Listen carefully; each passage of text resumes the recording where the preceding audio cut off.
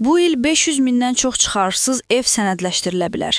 Yeni Sabah Xəzər TV-yə istinadən məlumat verir ki, 2026-cı ilin Azərbaycanda şəhərsalma və memarlıq ili elan edilməsi uzun illərdir müzakirə edilən plansız və sənədsiz evlər, riskli zonalarda olan tikililərin aqibətini yenidən gündəmə gətirib. Millət vəkili Jalə Əliyevanın sözlərinə görə proses həm də ölkə büdcəsi üçün müsbət haldır. Səbəbi odur ki, qeydiyyata alınan və sənədləşdirilən torpaq sahələri və evlərin sahibləri vergi ödəyicisi olacaqlar. İlk növbədə qeyri-yaşayış sahələrinə bu istiqamətdə sənədlərin verilməsinə başlanılıb. Ancaq 2026-cı ildə məhz yaşayış sahələrinə sənədlərin verilməsi istisna deyil. Qiymətləndiricilər Cəmiyyətinin sədri Vüqar Oruc isə bildirib ki, bu say 500 mindən çox da ola bilər. Onun sözlərinə görə hazırda sənədsiz evlərlə bağlı ən böyük problemlərdən biri qeyri-yaşayış təyinatlı sahələrdə tikilənlərdir.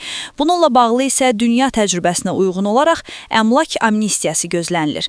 Bu isə o deməkdir ki, torpaq sahəsinin təyinatını dəyişməklə həmin mənzillərə və ya obyektlərə də sənəd verilə bilər.